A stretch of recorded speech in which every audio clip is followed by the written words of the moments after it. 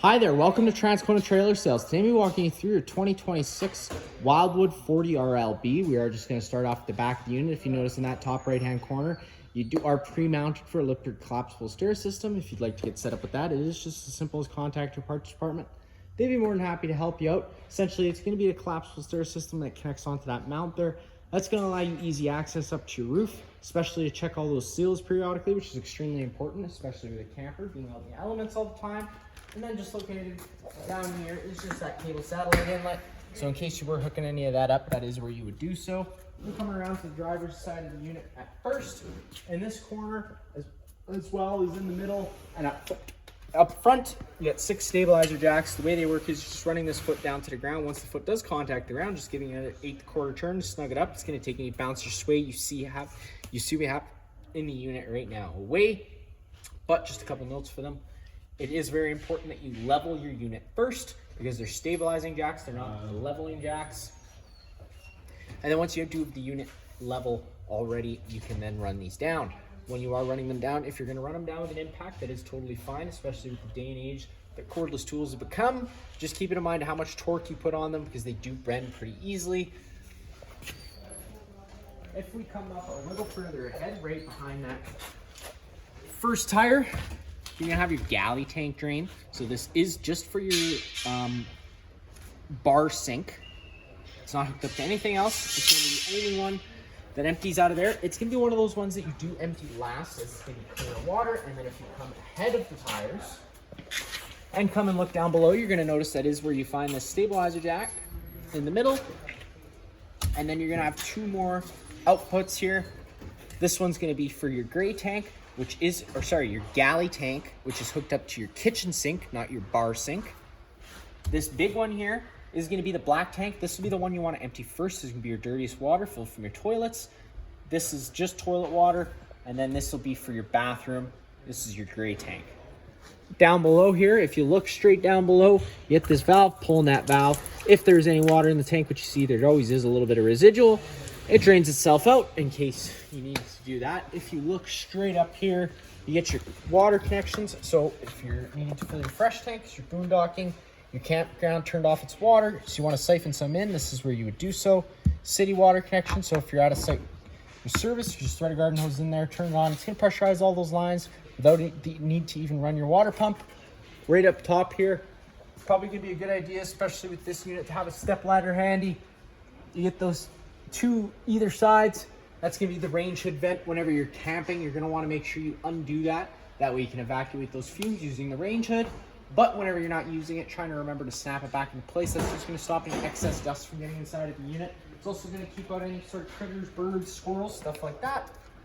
Hot water service port, pretty simple, pretty standard, except this is a tankless system. So if you had a camper before, you probably had a tanked water heater, in which case, when it came time to winterization, there was bypass valves behind it because you didn't want to run antifreeze through it. Now, these systems are completely different. You do run antifreeze through them. It's a bunch of copper coils wrapped around in a circle, big flame that happens in the middle as the water is flowing through. It's getting heated by the big flame in the middle. So run antifreeze through here. There's not going to be bypass valves behind it. If there is, don't turn them. Once you're done your winterization process completely and you've emptied everything else out, crack this pressure relief valve, leave it cracked for the duration of winter, so that way during those extremely cold Manitoba winter months, when this stuff does start gelling up, because it does gel up even though it's antifreeze, it has a place to escape to rather than expanding and cracking inside the coils. You got this little power switch here that does supply power to the thermostat inside, which I'll go over once we get there. Furnace exhaust, so whenever your furnace is running, this will be blowing out hot air. Black tank flush, it's very important you use this. If not every use, every second use. It just helps keep things that little bit cleaner, especially with breaking down solids. But it is just very important that you do read the caution sticker if you're using it. It's very important that you have your sewer hose connected and your black tank valve open, because failure to do so, if you're pushing that pressure inside of that tank and it's got nowhere to go, it could expand that tank to the point of cracking. Now, if you come a little bit more up ahead to your shower, standard 751 key to open up that, hot and cold water. And then right down below, you're gonna notice another sewer exit, and you notice that there's no valve. Now, this is just the pre-plumbing for the washer dryer. So if you were to had been set up with that, again, if that's something you want to get set up with, you can contact a parts department. They'll be more than happy to help you out. Whenever you're using your washer, it's gonna be very important that you take this cap off. Failure to do so, that water's got nowhere to drain to, so it's going to back up and probably flood the inside of the trailer, which is no fun for any of us. So always remember to try and take this cap off if you decide to go with the washer dryer combo or just the washer. Tighten that back on whenever you're not using it. That's just stopping anything from getting inside. Your one and only outside storage compartment. It's where you're going to come into your power cord. It's your standard 50 amp plug in. Most campsites should have this. You can plug right on in, but here in Manitoba, 50 amp service isn't so common, so we do include this 30 amp dog bone adapter. Just keep it in mind, if you have to use this because your campsite only has a 30 amp service, this unit is equipped with 2 air conditioners, but because it's equipped with 2 air conditioners, you need the 50 amp service to run them both at the same time. If you only have a 30 amp service, you can only run 1 air conditioner at a time. You can try and run 2, but it's probably just going to trip the breaker. Starter kit, it's where you have a bunch of different miscellaneous goodies, 10-foot sewer hose, 15-foot water hose, some other miscellaneous goodies. You also come with a 15 amp park adapter, so that if you didn't have a 30 amp service, you'll have 15 amp service, which is your standard household outlet. Whenever you do plug into it, just keep it in mind, it's only 15 amp service. You're not going to be able to run any air conditioners. And with a unit of this size, it's realistically just to run your lights, maybe your fridge, and that is about it. Again, you're going to have that front set of stabilizer jacks.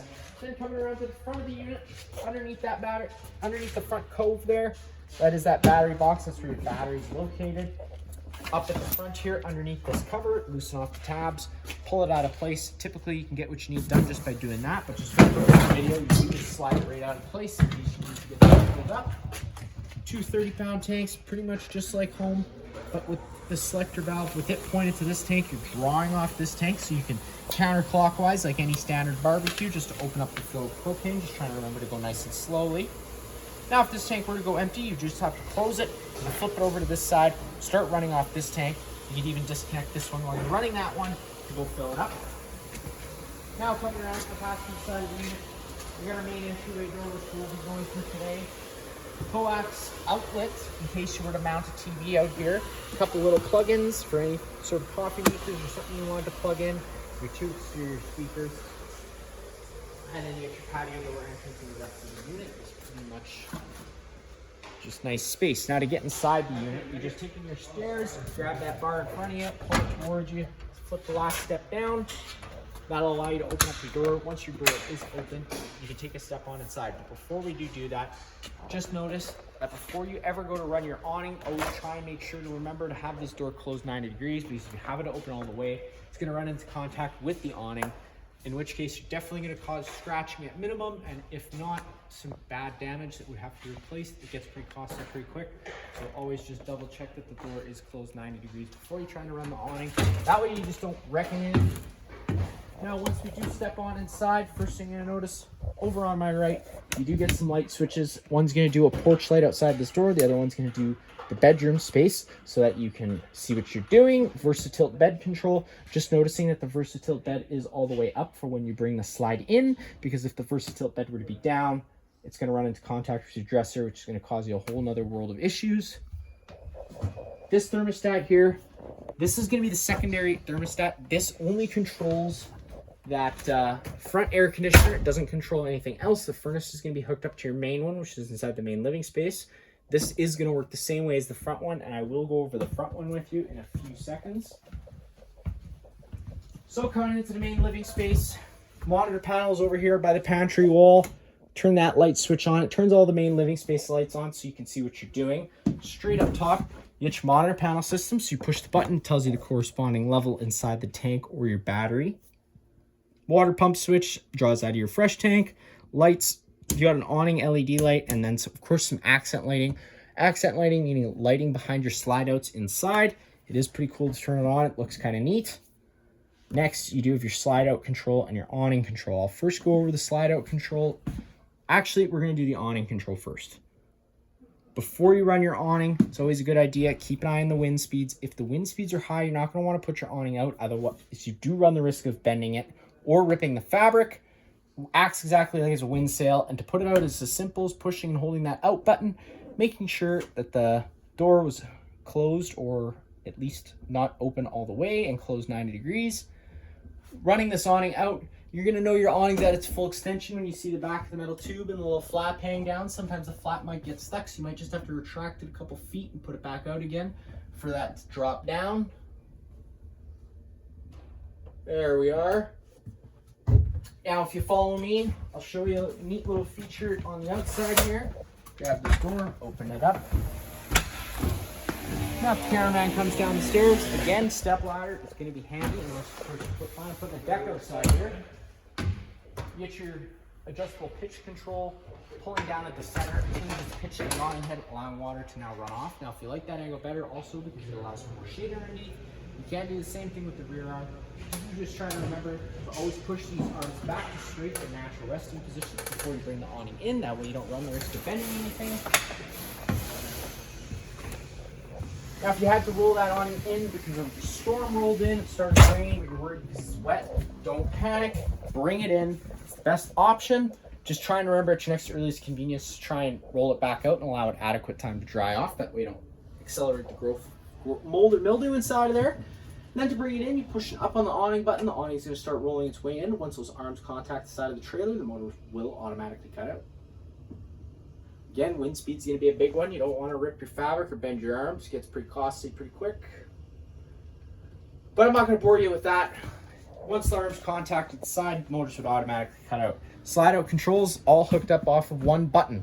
Now I know, of course, it's going to be pretty difficult to check these rear slides just because you can't really get access back there when they're closed. But it is always a good measure, especially after travel. Things tend to shift.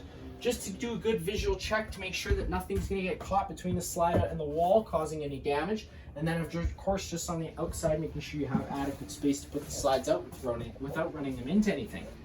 Once you do that check, you can just push the out button. Awnings are going to start the slide outs are going to start making their way out. Typically, it goes bedroom first. You're going to go to your couch and dinette slide next, and your kitchen slide will be the last one to go out as it is the heaviest, and that is all reversed for when coming in. And bringing it in as simple as holding the button, just watching to make sure it's coming in nice and even.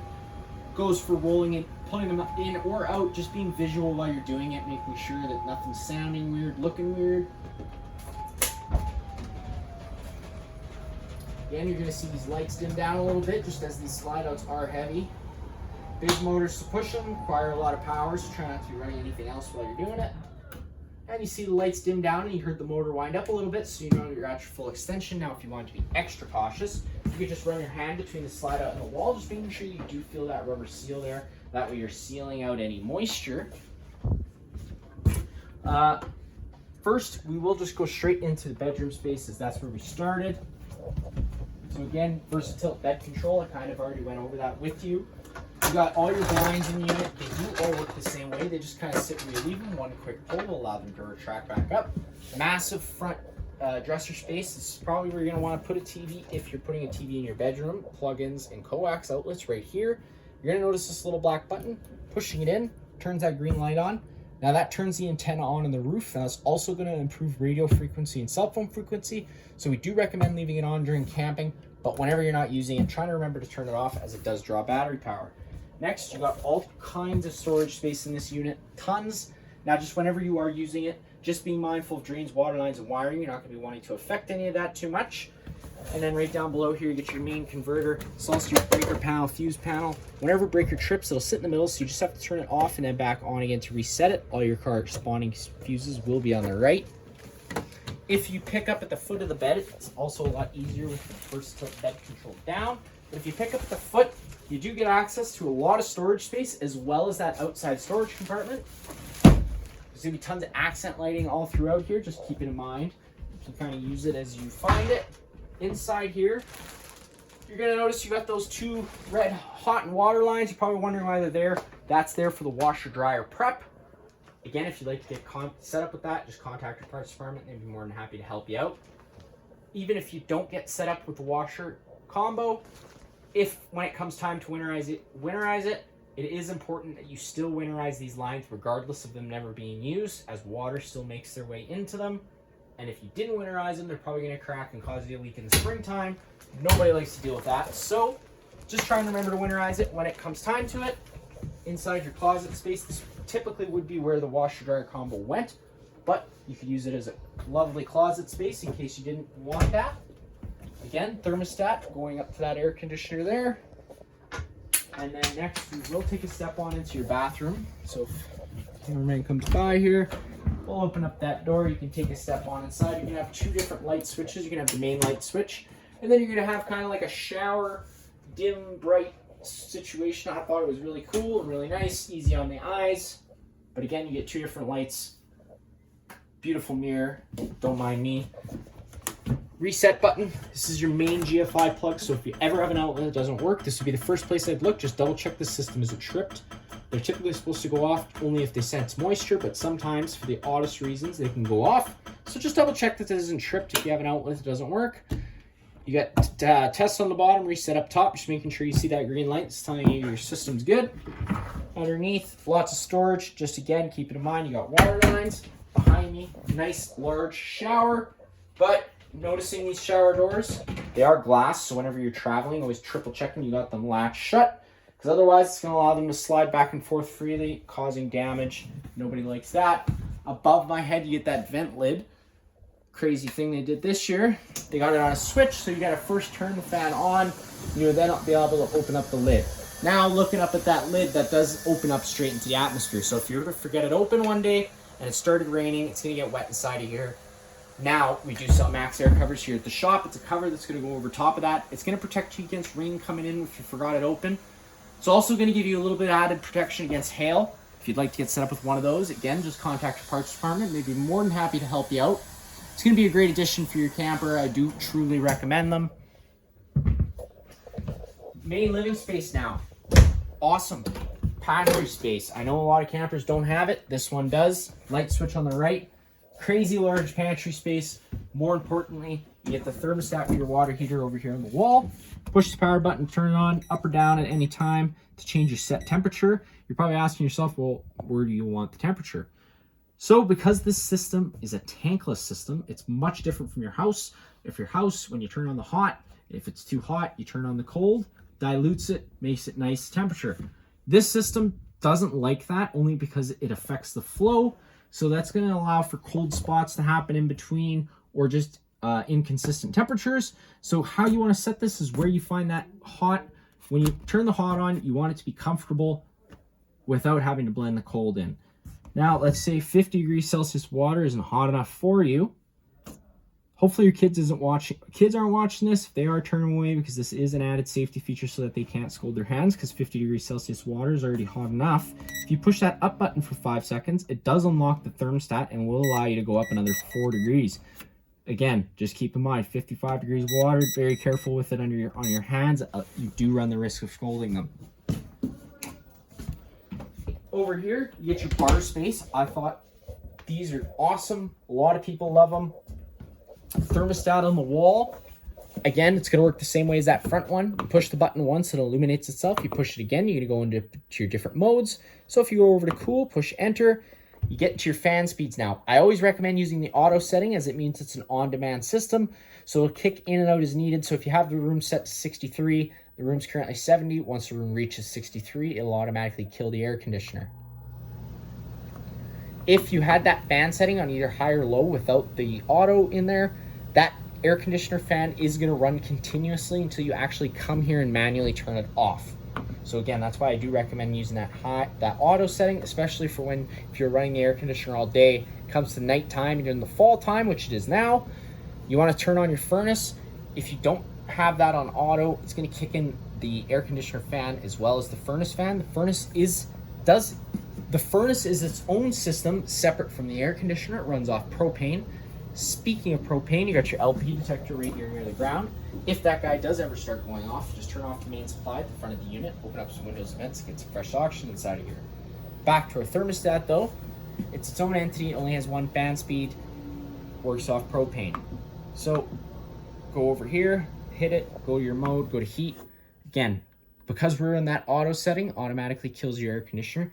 And if we needed the heat to kick in, it would have kicked in. We didn't need it to kick in because the unit's already warm, so it didn't. But if it were to turn on, even if you turn it off right away, it does run for an additional 3 minutes to allow itself time to cool down as an added safety feature. Another sweet thing Coleman did was the Cool Plus heat option, but whenever you are in this option, it's going to be extremely important you use the auto feature, otherwise it won't be able to change in between them freely like it should be able to. And basically what this system does is it'll just kick in whatever I think it needs based off of what you have the room set to. Again, mode button one more time, it'll get you into dry. This is just a dehumidifying mode to try and take as much moisture out of the air as possible. And then you cycle it back over to off and you're all off. This little button here, it's a household style switch, turns on that ceiling fan over there. Now come into your bar sink. Below it, if you open this up, remove those two screws, remove the false panel out of the way. That does give you access to your water pump, and that's where you could do the winterization. You got your little mini bar fridge, which is 120 volts, so it will only work whenever you're hooked up to shore power. Again, tons of accent lighting throughout. You hit that button there, it turns on these beautiful ceiling lights above me. In the slide out area, pretty much self-explanatory. 2 recliner chairs. Recliners are on your right side of either side. Recline them as you would like. In the center here, if you open this up, you get a nice little storage space, and you can also, sorry, this one does not have that. I thought it did. Nothing in the center for this guy. You just get your 2 cup holders there. This back bench seat, let's say you had some extra guests you weren't intending on. This does fold out into a bed. It's your simple hide bed. You just got to remove the cushions out of the way, pick up at the foot of the couch, pull it towards you. There'd be 2 legs you got to fold out, and then you would just take the back of those, behind those cushions is a backer that would fold down. And again, you have yourself another bed in case you did have any extra guests with you. Safety strap, travel strap again, and you're going to notice them that they are on the dinette furniture as well, because again, you don't want any of this stuff shifting during travel. Right down below that, you get your stereo. Again, pretty much just like home, minus the fact of A, B, and C speakers. C isn't actually hooked up to anything. A is going to be inside speakers, and B is going to be outside speakers. Right below that, you get your fireplace, which works pretty simply. Power button on the right. The button to the left of that does change different flame colors. The button right in the middle does your different rock light colors. Then 2 in from the left, you get your different heat options. So if you push it twice, you go into low. Push it one more time, you get into high. And then far left, you got a timer. It can go anywhere from 30 minutes to about 9 hours. Power button to turn it off. And in case the first pantry space wasn't enough for you, they even gave you a second pantry space, which is even bigger. It's also where all the cables run, so just be mindful of that. If you want to change anything out, that's where you're going to find the cables run to. And then to the right, you get your household style refrigerator. Again, because it's a household style one, it does only work off of 120 volts. But you're probably putting this at a seasonal site, so that's going to be okay for you. Now into our kitchen. One thing I'm going to say, one of the coolest sinks I've probably ever seen. It's got a whole whack load of different options. It's even got a soap dispenser. The bottle does just screw on from down below. And if you open this up, somewhere in the unit, and I'm not exactly sure where, because I wasn't the guy that did the delivery inspection. Sorry, they're right here. There's going to be a bunch of different accessories that you can install into the sink. And the reason I'm telling you that is depending on where you turn this knob to. So if you turn it to the right, it engages the head itself, your regular standard head. If you turn it to the left, it's going to engage the garden sprayer. These sprayers, it just sprays out like so. There's some trays you can install underneath in case you want to do that. Then you're going to notice this little power knob. I'm not sure why there's a power symbol on it, but if you turn it to the left, it opens the drain. If you turn it to the right, it's going to close the drain. This guy here, whenever you have your water on, if you have kids, maybe get a cover for it, because if you push on it, it's going to spray water. It's going to go right to the roof. Trust me, I have experience. So again, if you're not washing a cup, just be mindful. If you put your hand on it or anything, or kid walks by and pushes on it, it is going to spray water out. It's just the way it is. Which brings me to my stove. Now I'm going to go over a couple propane notes. I did go over the LP detector already, but whenever you have your propane system, whenever you turn your propane system off at the front of the unit, and especially if you disconnect one of the bottles, it does allow air into the system. Once air makes its way in, it does have to be purged out. Now, the reason I'm telling you this is because the stove is going to be the quickest, easiest way to do that, because you get to decide how long you run the gas for and how many lighting sequences it goes through. If you went to go to try to fire up your water heater or your furnace or another propane-fired item before you purge the system, those will only try lighting themselves a couple times. If they don't sense a flame because there's no gas getting to it yet, it's going to throw a fault code. If you don't know what it means, it could throw a little wrench into your weekend, maybe some frustration. Transcona, we like to keep you happy. So again, just come to your stove, fire it up whenever you first get there. It just takes 2 seconds. It's just that sure way to make sure the system's pre-purged. Turn it over to the high, hitting the sparker, fires right on up. Now, because this is a gas stove, just being extremely cautious and safe while doing so. So if you go to turn this valve on, always making sure you're ready and prepped to hit that sparker every few seconds. So that way, if there is air in the lines, once propane starts coming through, it's not allowed to build up and cause a minor combustion. Because if your face was nearby, because you weren't holding it back, you might lose some eyebrows and eyelashes. Nobody likes that. So again, just be safe whenever you're using it. Always making sure you're hitting that igniter every few seconds so that once the propane is coming through, it lights right away instead of building up.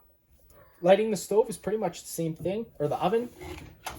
Right here on the far right, turn it over to the pilot option, push and hold the knob in, take your sparker. Again, the oven can take exceptionally long to purge just because the gas surface is so small for the pilot, as you're seeing right now. But just be patient with it.